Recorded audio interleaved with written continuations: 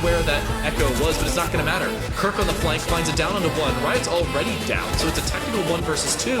And Bri just swung to his death. Twizzler on the top floor will look to retrieve their teammate, but a Kirk can find the timing and clutch it out.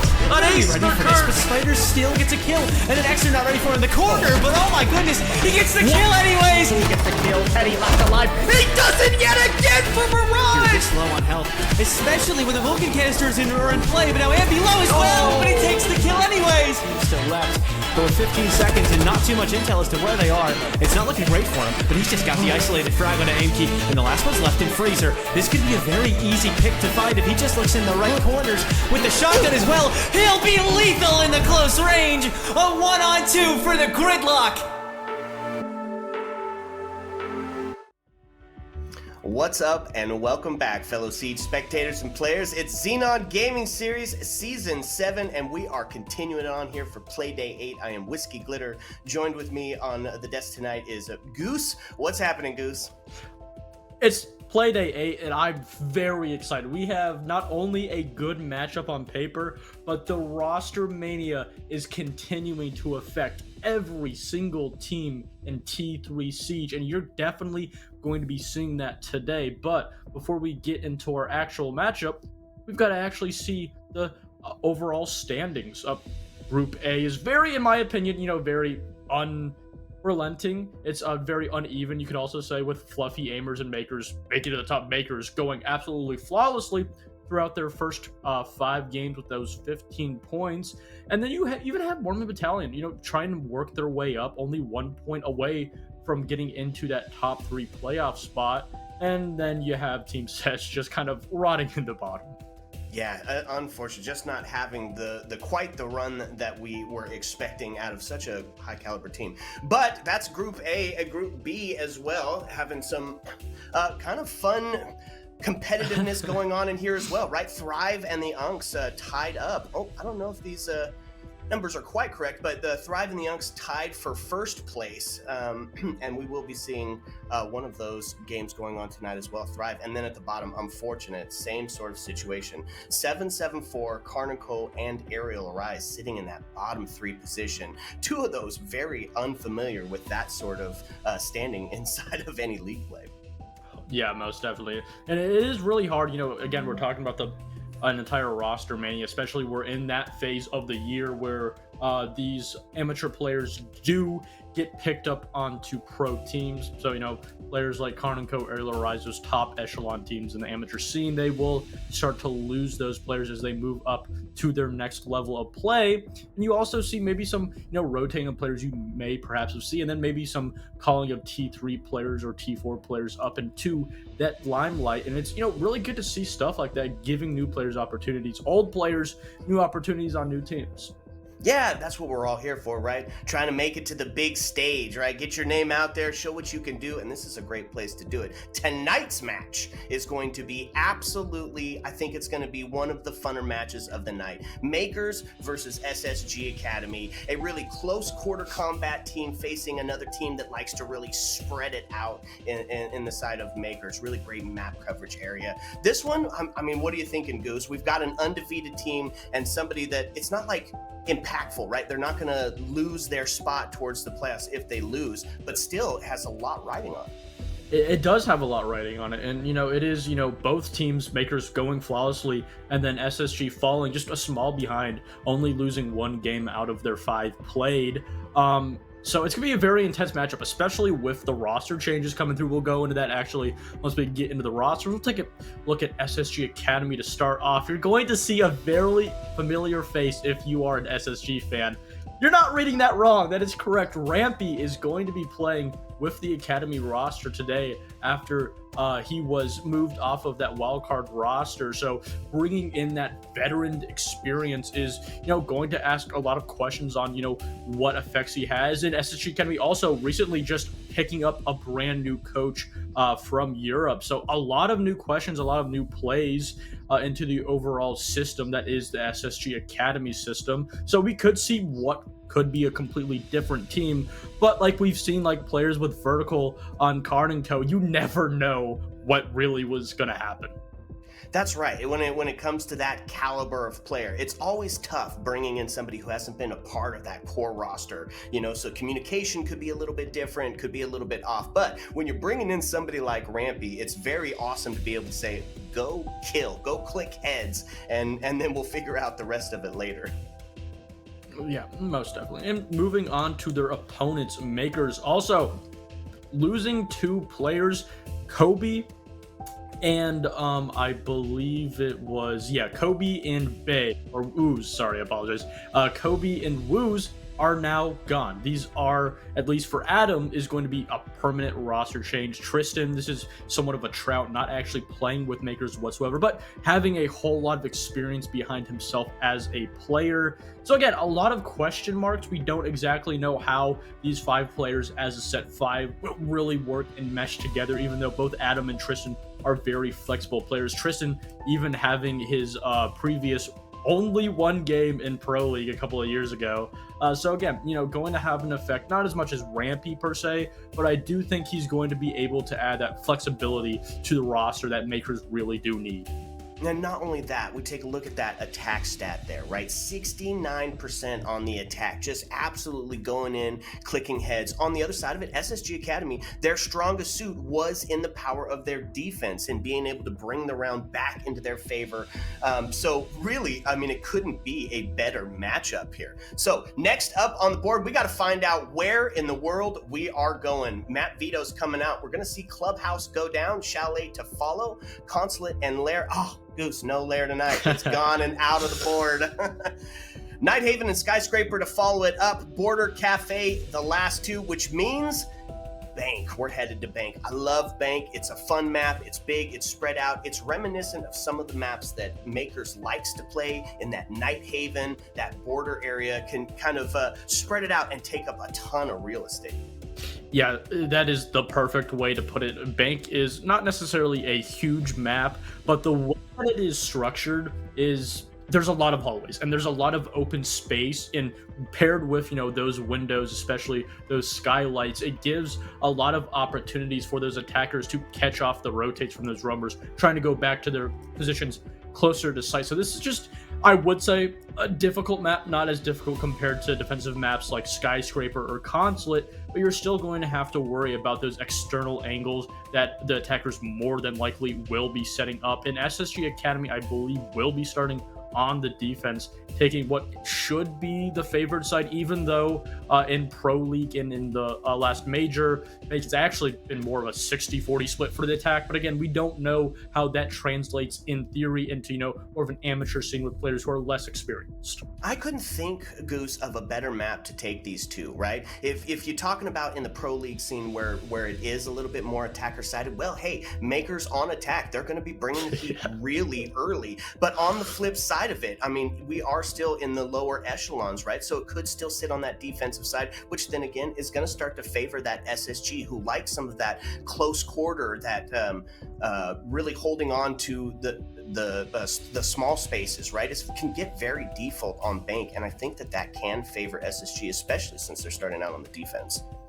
And I also think on paper, in my opinion, SSG just kind of has that upper leg. Not only, I just found this out recently, MKERS don't have a coach. That is probably the one team that you should have a coach for. They don't have a coach. They're currently looking for a coach. So if you're interested in coaching a North American T2 team, they're looking for one. But nonetheless, not only do SSG bring in a player with the plethora of experience and entry potential that Rampy has, but also you have that brand new coach that's going to be able to lead them, fix the mistakes. But again, this is a best of 1. I say this with every single best of 1 in any T2, T3 game. Anything can happen. It is really the perfect setting for just the unexpected plays, the unexpected angles, and maybe even swings to happen, and anything can really turn the tide of this matchup. Absolutely. I've got my rank book out ready to write down the strats, find those off angles, and try to exploit them in my own games. That's half the reason to do it. It's Bank, baby. You said it. It's a best of 1. And they're, of course, got to sprint to the ends of it. Let's get into these bans. I'm thinking probably Goose going to be pretty standard, right? You got to got to take the Dokkaebi off the board. The Monty for taking up that space, sussing out the roam game with the Dokkaebi. And then, of course, she's going to be the first to fall here. Yeah, and the real question is for the attackers is it going to be a blitz or a Monty? A lot of the times, again, you see teams banning a Monty, but if they don't, they'll actually opt to ban a blitz, but instead Monty and blitz will be left up on the board. Ying, rather, a lot of that execution utility now off of the board. A very interesting not change rather, for makers, but it does kind of play into the overall play style of Bank. You will see operators like Ying and Arcade be banned more on this map because it just really is different from all the maps because it doesn't really play into the overall meta. Obviously, you're going to have those very strong operators like a Dokkaebi and Valkyrie being banned out still because they can be utilized in so many different ways throughout every single map. But makers bringing out two bans more specific to the map itself, and so far I actually really like that from them. Yeah, me too. And not only that, shields on the board. I'm excited for it. It says that we can bring the aggression, we can get the in your face, especially on that basement area, where, of course, they are going to be starting out first. We're going to be looking at their lineup. It's a little bit of that area denial that we're seeing being put into them. By a little bit, I mean a ton. Smoke, Goyo, Echo, all operators designed to stop that late round push in towards that plant area because, I mean, this has a huge conversion rate, right, for the basement. There's a lot of objective style play that goes on here where you can push in through the servers, you can push in through the garage, you can push in from the hatch play, any of the three that are there. So the potential, the plant, absolutely huge. And it shows in this defensive lineup that they brought. I really love the adaptation from makers realizing that not only do you have that mirror, but in top of that, you also have the Capcan, you have that Echo, and they're going to bring out that Twitch to potentially get rid of this utility. Eventually, they are going to switch off of that IQ rather to put Giddy on the Deimos, simply just to run out those roamers that may give them a little bit of a problem. But for now, it looks like that SSG Academy is putting a lot more focus on simply just wasting the time. They're not going to be having a lot of roamers applying pressure in that sense. They're simply going to let makers waste their own time and then use the plethora of defending utility that they have to just simply just dwindle down that time, force them into a very uncomfortable plant position. But so far, not a whole lot going on. Yeah, 4 players of the defense sitting up on the first floor. So you're right, time waste city, and that's going to be exactly what's trying to go. Now they gave away that second floor for free, and they realized it got into that area of the map very quickly. So 2F control is had, and now starting to put some pressure on some of the operators that are sitting on this first floor. C4 goes out, not going to amount to anything. So he's got the buddy system in play to start getting back down those marble stairs and into the relative safety of sight as we see all but Goyo and Mira, who does end up losing their life there. Unfortunately, Rampy going to get taken off the board early, rotating back down towards site now. Yeah, that is a really good pick, just from a isolated player. And an isolated play from Adam, too, is a very good individual player, and he'll find another one, just shutting down these extended players, getting rid of both Jabate and Rampy early on. That's a C4 from both players, now completely off the board, starting to dwindle down that defensive utility. And here comes into play with that Twitch getting rid of all of those Goyo canisters. Just so much defending utility gone, and on top of it, it's a 2v5. It's a 2v5, and that was a shotgun kill. I love seeing the shotgun on the attack. It's just in your face, getting in, taking those battles, and look at that. Now down into a 1v5 as Packers found the kill on Focal. It's going to leave Smoke as the last one alive, and he's going to be dealt with flawlessly as Maker's going to find that first round, and it was just absolutely technically correct. Wow, just a nice shot from Pino there.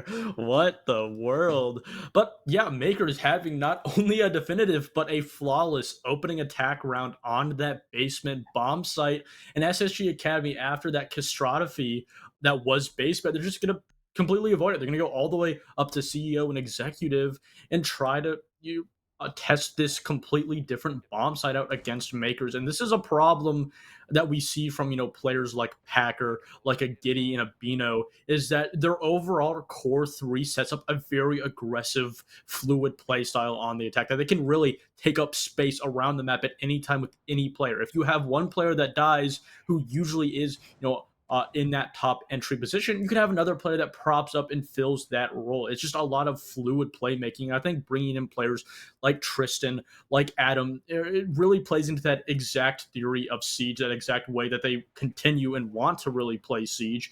And I think it goes to show that even without losing these players from makers, they still have a great idea of what they really want to do, how they want to play Siege, continuing on, to major quals, SI quals later this year, and they're just not giving up. Yeah, I love it. So, need some adaptation out of SSG. You know that Makers is going to be aggressive. So, what do? They bring out some pace dictating ops. It's the Castle, the Azami, Malusi with that newest buff, giving her that extra Banshee, and the Legion, all dedicated to really slowing down this aggressive core three that you were just talking about. I think it's a great call, and I think it potentially is going to work, but we're going to need to see that early entry. They need to get that early entry denial off the board, right? Get rid of some of that intel.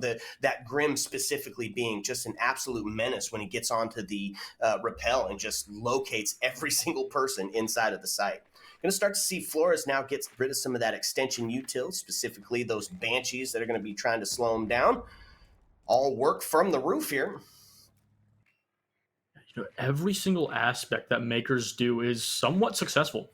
Every time they try to get rid of that utility, whether it be a Flores or perhaps maybe one of the impact grenades from Zofia, it is successful. Everything they are trying to do is not only happening correctly, but it's happening in a timely fashion, and it's giving them all the time to play with when they want to actually execute onto the site. And you can see that they're propping these windows, getting their attacking utility ready to get rid of these Akiba barriers, get rid of these castle barricades, and apply pressure early on so they don't let the defense waste the time and force themselves to really play onto the site with all of that defender utility still up and just not a whole lot of time to really work it. A really great opening round so far, even though no picks have come out of it. That's right. Now, those Grimbees start to go out, and it does reveal the location of Focal, who does get a Kiva barrier back up in place so he can still hold on to this critical push point. But there's going to be the first one. Ramp going to find Bino off the board, and that's going to give the man advantage over to SSGA, which, of course, starts to play into their favor, right? Now they can rely on that trade game. Now, still seeing the, excellent use of the BP as they're able to stop that Flores drone for just a little bit longer. But look at this ton of intel being brought out right here, and they're just going to go ahead and come in for the swing. You get the bailiff kill. Sheesh, Packer takes Focal off the board, and that's going to equalize on the body count.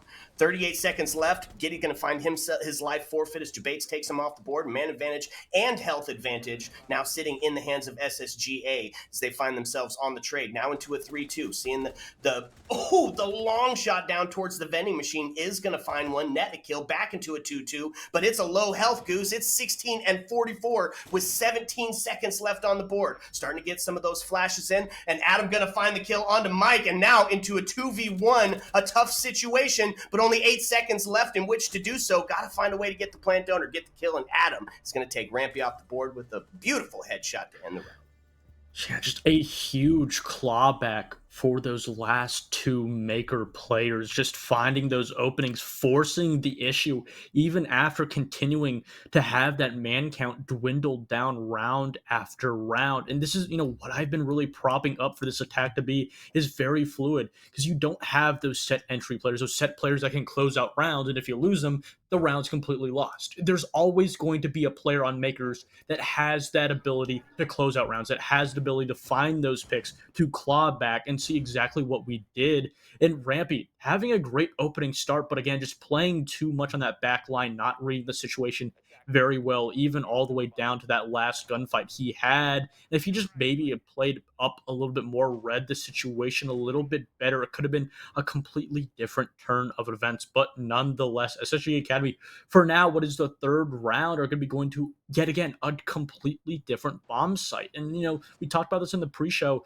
that, in theory, Bank should be very attacker-sided. And in that last round, I don't necessarily think you could really chalk it up to just simply Bank being attacker sided. It was just simply SSG Academy giving way too many gunfights up. Yeah, especially when they had the body balance. So yeah, take it down to the Tersh site. We're on the first floor now, and still going to bring some of those same operators, right? We're still going to see those pace dictators as the Castle Nizami on the board, kind of restructuring how the site can sit and forcing some of those attackers into those specific funnels where they want to get the kill in. But it's the Fenrir and the Solus coming out, I think, and this is a great adaptation, right? Solus going to be able to determine where that push is coming from. Now, already starting to see some pressure here on the E3 wall as they're starting to open it up and try to take that long side down from Rappel, force him out of that elevator. He's got a way out, but he's finding himself in a bit of a tough spot here. Has some help up top, though, as Solus is up there as well.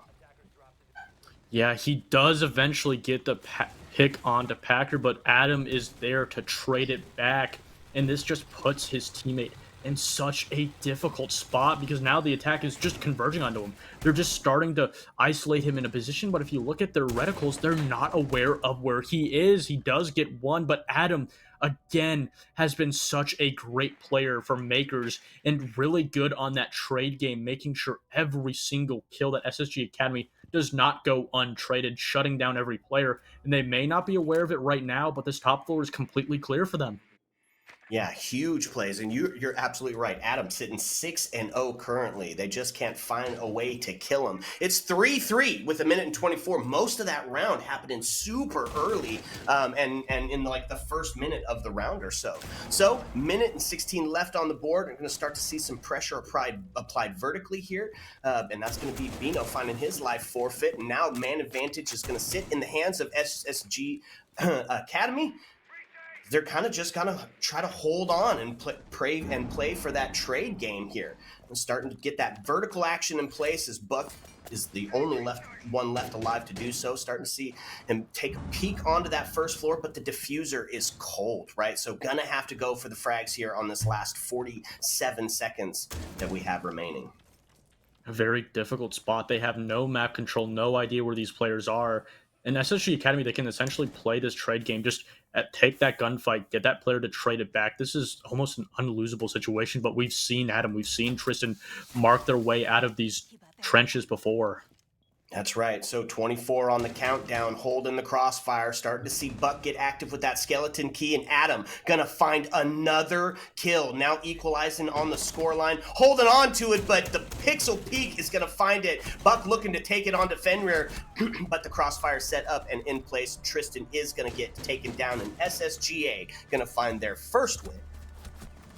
I really love this entire run, especially this past week, that Adam has made for himself. You know, being dropped from, Sonics, with the new roster changes being made, in turn with Merc also, and now not necessarily dropping down, but I'd say even moving onto this MKERS roster, because I don't necessarily say you could put it in perspective where you're just being dropped to a lower echelon. MKERS, I've said this time and time before, even with this roster, still has that potential to be an NAL team. They're a top contending team in the amateur scene, the top team many consider. I think Adam brings a lot of experience, not only to this roster, but the way he can affect his individual players, not only by just, his experience, giving comms, etc., but because he's so good at his entry drop, because he's able to trade back these picks and get these openings in the rounds, it allows his teammates to do their individual jobs. It just makes them doing easier. A problem that we saw when MKERS initially lost Kobe was that they had a problem of just simply getting those kills, and they had to do a lot to compensate that, and that took away from the other players. So, with them finding their first win on the first floor, going to take it back down to the basement, and with a bit of a lineup switch here, going to bring out the tuber out, put a little bit of slowdown on that hatch play where they were getting that vertical presence set up. Still going to have some of that area denial, but all in all, a little bit more of a traditional setup down into the basement for that actual hold. We've got 3 players up top this time on the roam game. So Warden, Legion, and Tuberau. So I thought he was going to be on some hatch play, but instead he's going to be up there trying to find some of that early kills. got a little bit inside as they sit in the top of square here, waiting for that rotate back down to site, and not going to be rewarded for it just yet. This siege timing dictates that he's not going to get that kill. Yeah, this is exactly just verbatim what Tristan was playing last time around. They were attacking this site. And I love this adaptation from MKERS. They're just not giving up a lot of that space. They're not exposing their positions, and they're reading the overall attack much better. Godville getting a huge kill onto Tristan. That's that buck. All those flashbangs now gone. And if you look at the overall lineup, there's not really in a position where MKERS can get that trade back. They're going to lose that kill for now, and essentially are forced to attack this bomb site, go into the execution with one man down. Yeah, and everybody, for the most part, retreated back to site, which is the play here. Now, we do have Warden still sitting on the blue stairs, still able to be a threat towards that potential vertical game towards the server area. But instead, we're going to take a look here with the drones and try to figure out exactly where these defenders are sitting at. Now, every single member rotated back inside. It's 1:15 left. The body balance sits in their favor. All we got to see is the trade game, and they might find themselves on the front end of another round win. Yeah, this is a very difficult position for MKERS. There's just not necessarily a whole lot of given to them. And on top of that, you can see the position of Debates. They don't have that garage control, so they can't really cross these player over by the mirror in the hallway between the two sites. And this gives not only MKERS a very uncomfortable position, but rather SSG Academy a rather comfortable one. That's right. So 42 seconds left as the time starts to tick down. We're going to see MKERS going for the move here. This is something we've seen before, a 3-2-1 drop where the bullets just land in their favor. It's exactly what they're going to need here. So starting to put a little pressure on. You can see Twitch near the Legion area, and it's going to be Giddy to find the first kill as the body balance does get equalized. Smoke does get pinged out onto the by the Grims and going to take a bunch of damage from above. And just like that, 2 kills down as Packer finds himself the double. Smokes out, and it's all onto Legion, who is immediately taken down. Man, Goose, it's like, what? You had the body balance, you had the time in your favor, and then all of a sudden MKERS flipped a switch, said it's time to go, and went in and won the round. One of the most important players for MKERS has not only been Adam, but in many rounds before has been Packer. He has been that player in the late round, especially both on attack and defense, that has been able to find openings. When MKERS are in a very uncomfortable position, he's able to find those picks, find them, and create an opening that they're able to use. And again, I talked about it every single round. There's always potential for a new player on MKERS to shine. And this is what really makes it so hard to counter a team like MKERS, because you simply can't sort out and take out one player. You can, but it's not going to really fix it. You're not going to have that very initial entry player that if you kill him, their entire attacking strategy simply is gone. You're not going to be able to get a lot of those picks back. And it's, again, just really difficult way. And SSG Academy, just right now, are being very easily read, and they're just not really getting their timings right. The communication does seem to be a little bit off, and honestly, I'm very confused. Well, I mean, can happen with a sub, right? That's the problem. Is you even with somebody of Rampy's caliber, the extreme gunner that he is, he's still new to this team setup. So a little that communication, a little those sites where you're like, okay, my other guys got it. Well, we didn't communicate that just yet. So unfortunately, that strat isn't realized. So it can be a little bit more difficult, I think, but not out of it yet. We take ourselves back up to the second floor, going to bring out a little bit more of the trap side of it. So we're going to see Frost on the board, stop some of that play coming in from the windows where they were able to just jump in and get like the bailiff kill. So I think it's a good adaptation. We're going to see if it's going to capitalize or pay off here. Yeah, also losing a player like Bay that just really can lock down those kills and just have so much impact throughout an entire game is very crucial. And, you know, bringing a new player, bringing in a new system with a new coach is going to take time. And I think one of the main problems for SSG Academy, especially when they play these top echelon opponents, Godville, though, finds an opening on Bino, is they're having trouble. They're having a little bit of an identity crisis, and they need to continue to use these opening picks to their advantage. Beautiful one tap to take the long range capabilities of the Cali off the board. What a kill to get, or what an operator to take off the board as well, right? So now that the players like the Castle and the Azami, now they can start to lean back a little bit and try to bring about that refrag game just a little bit better. Now, they do suss out the Aruni sitting in the stock. She's going to pay for it with her life, and that's going to be the equalizer there as we now find ourselves into a 4-4, a 4-3, 3-3 as it equals up. Tristan find Vocal off the board, and just like that, a Claymore taking Rampy down now puts us into a 3v2. All of the pressure now put onto the Frost and the Malusi as they're going to try to claw their way back into this round. Sheesh. Yeah, in a very difficult position, but they're able to rotate as MKERS is starting to reset their attack. They're trying to reset where they want to approach this map. But if you look at the two players on SSG Academy, they're a little bit split apart and could essentially isolate this into two separate 1v1s if they do approach this situation correctly. 37, bullets start to fly there towards the top of the marble stairs. As a little bit of damage has been done onto Malusi, but she still is alive to stay into this fight. A couple of pre-fires through into Janitor, not going to amount to anything just yet, but unfortunate. That's going to find Frost down. Now the trade does happen as Adam, top frag, gets taken off the board. Now into a 1v2, a 1v1 as just gets the kill before the flash, holding on, but not enough as Tristan is able to take down Mike and secure the round for his team. Yeah, I really simply just feel like they're missing Bay. And bringing in a player like Rampy, especially me going into this matchup, I really not only wanted him, but I think they needed him to really show up, really start to shut down these gunfights. And he's simply not. And every time he does win the gunfight, MKERS are in a position to eventually trade him back, especially with the positions that he's playing on this extension away from the site, or if he's roaming. MKERS, they identified early on, and they make sure that they set up a purposeful trade so they get rid of his position very early on. We've seen this throughout the entire time MKERS have been as a team. They like to deal with these problem players, these problem positions around the map very early on, and they set themselves up for, that compensation in case they don't get that first entry engagement down. They're going to have a player right there to eventually shut down that defender again. And just Rampy is not able to shut down that secondary attacker right behind the first one he does get.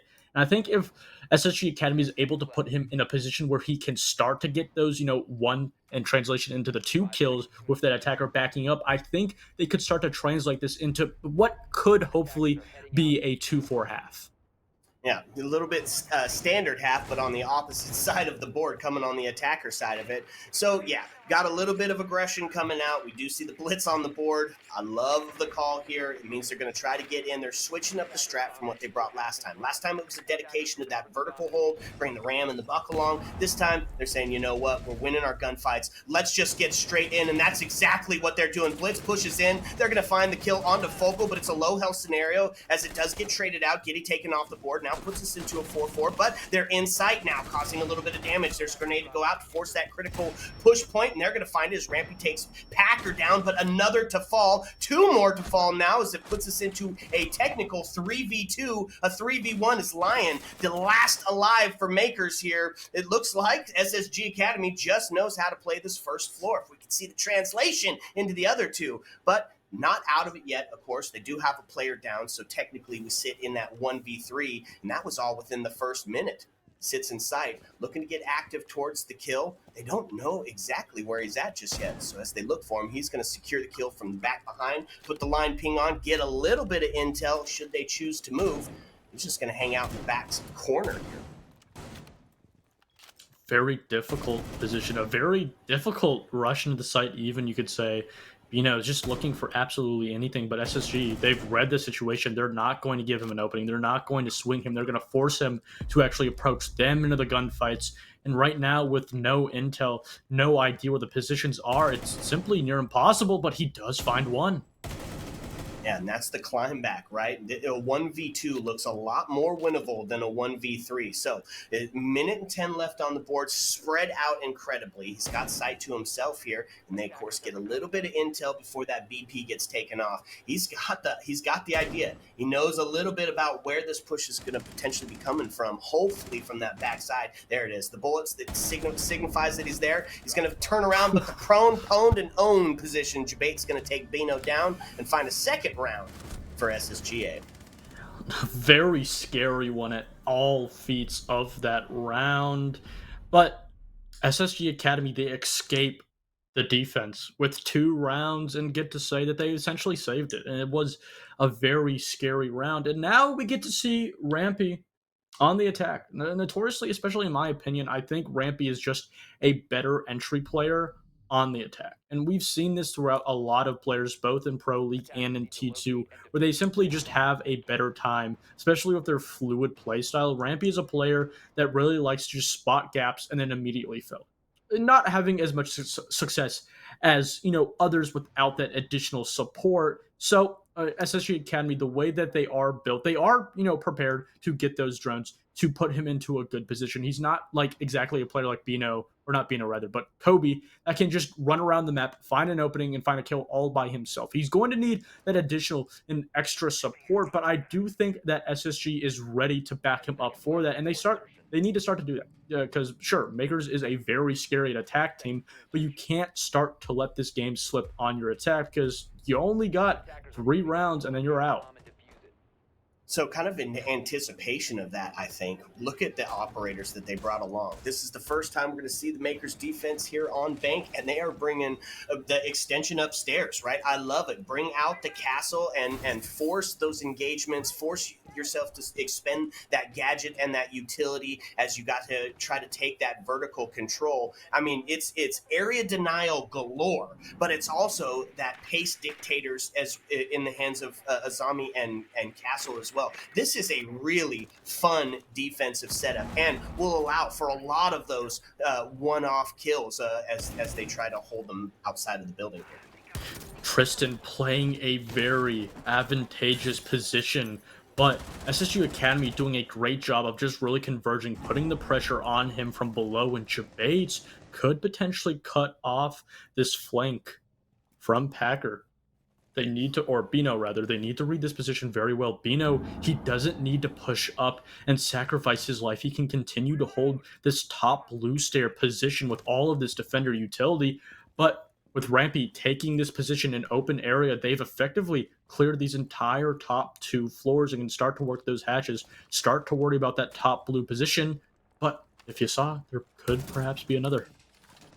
Yeah, I mean, look at this. It's Goyo. It doesn't seem like he's been sussed out, as they are not putting a ton of attention onto that second floor. So if he is undetected, if he's allowed to come down in this late round, I mean, it is the absolute play. He gets himself down onto the first floor lobby, and Packer going to find the first one. There's exactly what happens when you don't drone him out. So they take the intel off the board. They do get the trade, as Mike is going to take Packer down, puts us into a 4-4, but some of that damage has already been done. Not going to have any information as you start to push in towards your execute here.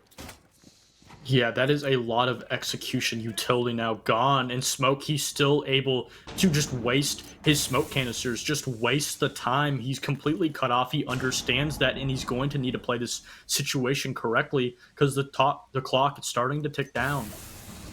That's right, and 40 seconds left on the board. Mike going to find Bino. Giddy to take Rampy down. Jabates to answer back onto Giddy. Does leave the man advantage sitting in the hands of SSGA, but it's a tough, still spot to climb back into for the last 30 seconds here, and they drop down the hatch, and that's going to be the plant starting to go down, and Sabana's going to take it. She's going to stick it. So now find herself in a post-plant scenario. It's a little bit tougher here for MKERS. Now they do have some of that control here. C4 is going to go up, and it's gonna claim him. What a C4 now takes us into a 2-2, but the Goyo charges are of course not allowing them to push up, and they're holding on to the angle for it. So got to have 7 seconds on the board to be able to get that defuse going. It's going to be real tough with your solo here and 2 players left onto the board. 10 seconds now to count down. Gonna have to find that kill. Looking like it's going to be, oh, and he does find the kill, but it's going to be answered back because the crossfire course was set up. That was a beautiful end round play by SSGA.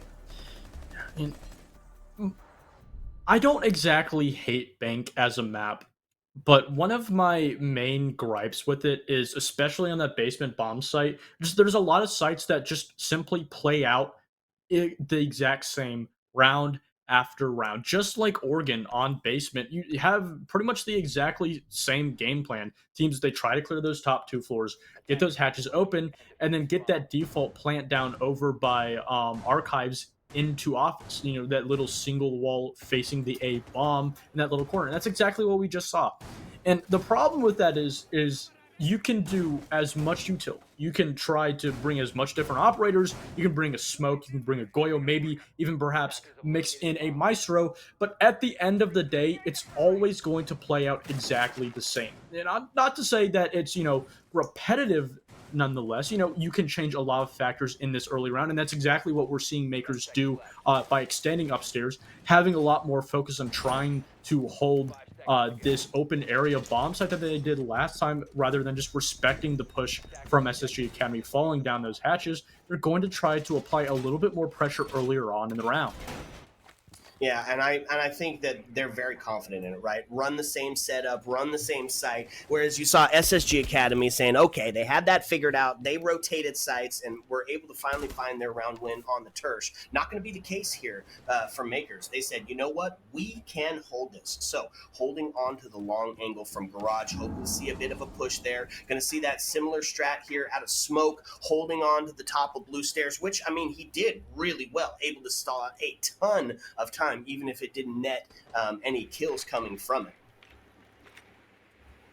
Yeah, so far, just doing their due diligence, droning out. This open area is essentially just completely free. Jabates, though, taking so much space, and he's not aware of Packer's position, making a very simple mistake, simply just not droning into archives, and because of that, he did not or was not aware of Packer's position. And not only is Packer able to get that first entry pick, but he's able to rotate back down to the site completely untraded. These simple mistakes that SSG Academy are continuing to make continue to punish them every single time. Right, and it's not like that was exactly what he did on the last round. It was the roaming Goyo. He got himself secured upstairs, came around, found the entry kill, and then got back down to site. Now, it didn't work out into their favor for the round, but this time there was no answer back. Packer able to get himself back down into site, which means body balance going to sit in favor of Makers. And as soon as this timer's counting down, 121 left on the board, it starts to put a lot of pressure onto the attack team, especially as those Goyos start to stall him here at the top of the blue stair. Again, you know, it really comes down to, like, this round entirely plays somewhat the same. So you can play these same positions and just change up a little bit of your micro decisions, and it can change the complete history of an entire round. And not only that, but Maker's doing a great job of this extended hold really disconnecting these players. Starting to get some presence here on the vertical, but Tuberau going to be able to slow that down just a bit. It's going to stall quite a bit more time off. No more of those canisters, however, so this is going to be opened up. They are going to be able to start to put some pressure on from the vertical area here. I like that it's a 5v4, Goose. That means we're going to see some quick action here in the last 30 seconds, getting themselves ready to get back in for a plant. And instead of dropping hatch this time, they're going to put themselves on the... Oh, no, same exact play. Going to use the key barrier to plant in relative safety, and it's going to go down again, and yet again it's another post-plant scenario. Godville taking Packer down, Bino to take the response, the refrag, but it's a 4v3 now as the defense kind of put a little bit on the back foot, looked a little bit surprised that the plant actually was going down there yet again. Now, the pings go out. He's looking forward on the back end, going to take a zombie down as Rampy finds Giddy. Now puts us into a 3-3 situation and still staying up to play the life here as they try to search out where the heck this buck is. Focal takes Tristan down, now putting the body balance in favor of... SSGA. Mike going to find Bino now into a 3v1. It's all back onto the shoulders of Castle yet again as they try to do it, and it worked again the same exact way. You are exactly right, Goose. I am just astonished by the placement of that Azami. The entire win factor of that round, in my opinion, came down to that Azami being on that doorway, giving perfect cover to that planter, essentially allowing them to get that plant down and disallowing Makers from even getting an angle onto that plant. That was a catastrophic mistake by them, and I really do think if that Azami Kiba barrier was not there in that position when it was, then the round would not have been won by SSG Academy. And it is just really astonishing that a simple micro mistake. I was talking about in the round before, Makers making a little bit of a change, putting a lot more castle barricades, reinforcing, trying to disconnect that first floor, trying to make SSG Academy waste more time, and then trails all the way back to that keeper barrier. Because it was there, because that one choice happened at that exact time, it allowed for SSG Academy's win factor to skyrocket up. And Makers, if you're thinking to yourself, it's just one of those freak scenarios where you can't really, hold your head too low. Yeah, that's true. So lost it twice in the basement, Goose. They're going to take it up top, get a little of that second floor action here. Going to stick with a couple of the same operators, right? We're still going to see Castle, who's kind of become one of those staples for holding down the top floor here. Bringing along some breach denial this time. The question mark, though, is the Doc for me, right? I mean, great operator, great gun, sure, but kind of a little bit of the cheese op here. Doesn't bring a ton to the table in stopping what has been a pretty good attacking round, or a couple of attacking rounds here. I'm going to see a little bit of the standard play, Goose, as they're bringing the Monty to start marching that up spiral and take some of that real estate that would be denied to him because of the bandit charges on the E3 wall. I was about to say that Adam could potentially be playing in that elevator position, but rather, though, it's going to be Packer trying to make sure that this wall in the hallway stays closed so that opening, that angle is not given to SSG Academy. And that this is a really interesting position. You can see he's even tricking the wall, making sure that there's not an opportunity, and he gets one off. The other ace charge will eventually have some success, but for now, half of the round gone, and a majority of this push is focused to the spiral stairs, and not a whole lot of other player positions from SSG Academy aside from Focal and Banana. Yep, so gonna suss out the player behind, and Monty gonna find the kill onto the Doc. No stims where you were at. Sends out a C4, but doesn't make the connection as he's gonna be stalled out behind that mirror window. Couple of shots there as the Monty starts to push up, kind of effectively blocking off a lot of that gadget usage by that mirror window, and now just made himself into sight. That's gonna be Bates to find Bino, and the body bounce now heavily in favor of SSGA here as the last minute is starting to count down. This could be another huge round, and SSGA looking to try and find themselves ahead in the scoreline. But with that double, the numbers are going to get equalized. Even though Monty is inside, he's the walking drone. That's going to be Tristan to take Godville down, and now Monty in a difficult position as the wall bang going to ring out and put them into a 1v3. It's all going to rest on the shoulders of Ace here, who has a lot of work to do in the last 38 seconds here, and some really tough gadgetry to defend against. Packer able to find that kill fairly easily, because there was no way he was going to be able to see through that mirror. Wow. Talk about clawing back out of the trenches. Again, going back to those small decisions that can turn the tide of a complete round, of a complete series, Mike W just not in a position to catch off Packer on the flank up those spiral stairs, and it punished them. That essentially was the entire win factor for Makers, able to shut down, get that player, and put pressure and essentially cut off and isolate Monty from his entire team. And not only that, but Mike W isolating himself on his own on that rappel, just playing on there a little bit too long. A very huge misplay, not only by Mike W, but by the entire team. The cohesion, the read that Makers were resetting their overall defensive lineups of the position of those defenders was not there. They didn't go into it, and they didn't have enough backing power from the attackers, and that's what was able to let those Makers players dwindle down that man count and then eventually isolate those last two players on the Monty and the Ace.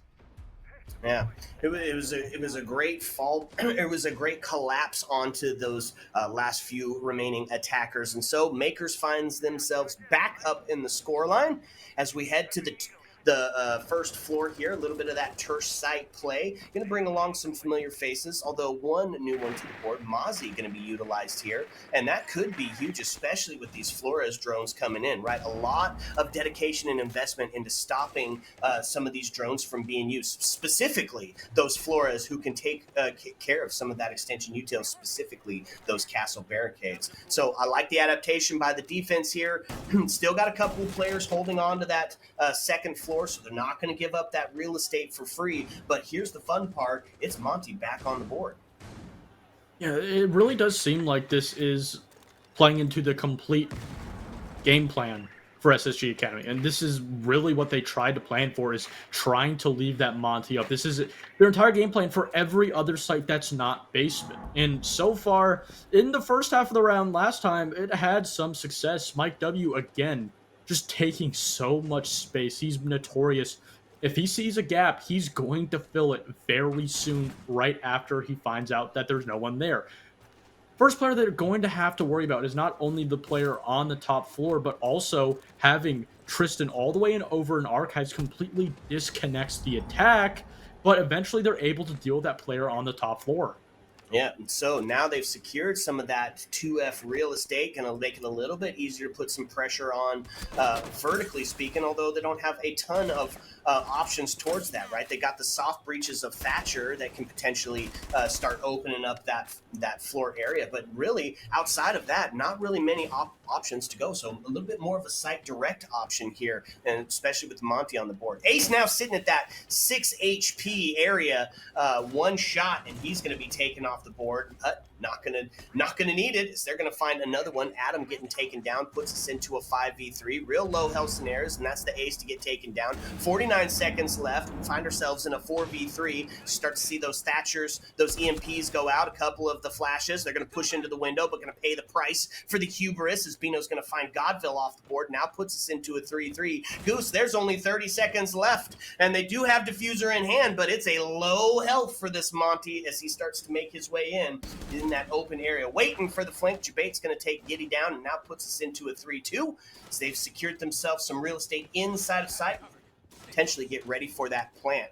17 seconds, and there it is as it starts to go down. A couple of shots is going to pull the Monty off the board, and that's going to find a huge kill as Jabates gets taken down by Bino. Now puts us into a 2-2, and the pressure all onto the attack team as we're now 3 seconds left, and he's got to get the plant down, but he's going to be denied as MKERS going to find themselves another round and put him on that coveted match point scenario. I'm very curious because in leading into the actual execution phase, there are so many blind spots and gaps that SSG Academy do not have control. And because of that, they're going to take that timeout. And my question is, where is the leadership? I don't understand where the leadership is, because their first half of the rounds, back to back, they've had 2 entry picks go completely untraded. The entry is not a problem whatsoever, even shutting down Packer on the flank in basement with that castle. But once they actually start to converge onto the bomb site, these last couple of positions of these defenders just completely take them off guard. Being able to get those 2 picks traded back, controversially, untraded also, getting it back down to a 3-3 in the execution the last 2 rounds. And it really goes to show that, leading into that site execution, they don't really have that leadership. They don't have that cohesion that we've seen with a player like maybe perhaps a JetCon or even maybe a Bay with the shot calls. We're just not seeing it with this roster, especially in the past 2 rounds. And it definitely, you're right, has come down to it. Some just late round micro mistakes that have just cost them 2 rounds in a row, in a position to get the plant down, but unfortunately not able to do so. Does lead us into a precarious situation, Goose. It's do or die here in this best of 1. We now have to see SSGA be perfect for 2 in a row, or this one is over. Now, they've had some success going into the basement, right? We've seen them win it 2 times the very same, almost same exact way. You got to think that MKERS is going to have some adaptation towards that this time, right? They're not, obviously, now first one going to be the big one. No Kiba barriers on the board to be able to give them a free plant spot. Yeah, and it really goes back to bringing in that new system, bringing in like a player like Rampy. Obviously, I don't know the impact that Rampy has as a player individually. A lot of the information is from his old SSG days. So again, I don't understand how he plays his role not only on wildcard but now transitioning as to a free agent. We just don't have that information. In theory, you would expect him to be able, especially translating onto attack to give that guidance, to give that leadership, but we're just not seeing it there. I'm not sure if it's maybe just a lack of someone really giving the calls, leading the attack, or if it's simply just the miscoming. There's just a lack of cohesion. We don't know the exact problem, but we can essentially eliminate it down to the last 30 to 45 seconds is when this SSG Academy attack starts to fall apart. Yeah, a little bit of that late round, just not having that communication. You're absolutely right. So we're going to find ourselves in the basement. This the first round, or first minute starts to wind down. The drones doing what, of course, they do best, sussing out where these defenders are. We've got somebody who can be quick to action, and there he is. As Blitz starts to take some real estate here on the second floor, runs into a Legion Goo, which is, of course, going to stop that process. 2 players up top here as the Boss G rings out and tries to claim a life. Not going to get one, although we do see that Blitz has been reduced to 11 HP, not something you want in a Blitz that can just take a shot onto the feet. Now, we see the rotate down from Vigil as he makes his way around, but Packer to find Rampy off the board. That's going to put the body balance in favor of MKERS here, as they've got plenty of time to hold out here against this attack team. Tristan, not only has he been able to completely just move around this attack, oh my god, Jabate's winning the gunfight against the Boss G. You don't see that a whole lot. But again, so many problems being propped up for this SSG attack in what could potentially be their last round. These roamers are continuing to just fall by, just going past these lines of sights, these gaps in the overall intel game for SSG Academy, and finally they're able to push down the last couple of players onto the bomb site and put themselves into a very uncomfortable 4v4. Not a whole lot of time to work with, not a whole lot of intel on the bomb sites itself, and they still have to start working these hatches, and they don't even have blue control yet. Right, so we see the Twitch starting to get in and start to get rid of some of that util that could be devastating for that push in, mainly looking for some of those cap can traps and those Legion Goo canisters, of course, and that's all it's going to take, 1 or 2 of those, and the Blitz going to be off the board. So really hanging back until that vital moment where they're going to go for the execution here. So start to see those smoke canisters ring out as the area denial going to stop some of that push down, but you can see them. Goose, they're primed, prepped, and ready. Blitz wants to get down and get that plan in. They're looking for potentially one more kill or something to really put that man advantage into their favor and be able to rely on some trade gain while Blitz does the dirty work of getting the plan down. And there we go. Starting to see the smokes go down. Blitz drops in, and they're pushing towards the back end, but he's going to be caught out, and it's a C4 to end Godville's life. Now puts us into a 4v2 as IQ also now goes down. Does find one. Adam to clean it up onto Jabates, and that is going to do it for this match. SSG Academy just so close yet so far, really just falling apart in those last 3 rounds, and it's confusing because we understand that clearly there's a problem in that last 45 seconds, the actual execution. And in my opinion, the only attacking round, or one of the only attacking rounds that they won, was simply due to that Akiba bearer being in the position when it was there. And SSG Academy, this is a good chance, especially this is the only time that Rampy has played with this roster. Keep in mind, he just became a free agent yesterday. So I don't think we should really hammer down saying, oh, Rampy, shouldn't be on this roster, get him off. I do think there's a lot of potential there. I just think they just need more time playing together. Their defense was relatively fine at 2-4 is what you'd expect for Bank. And their attacking rounds, their early rounds were fantastic, getting 2 entry picks completely untraded, able to find those really aggressive rat roam players like Packer. But it's just, that last 30 seconds where you really need all the team play, everything to go right. That's just not there yet. I do think after time, they will eventually get it, though. Yep, everything looked good. The practice was there. It just didn't work out, of course, when they put it to use. So MKERS finds themselves another win and continues in their undefeated streak, just claiming dominance here in XGS. Got another one coming to you. As we're going to be bringing back Thrive versus a 774. So sit back, relax, because when we come back, we're bringing you another map.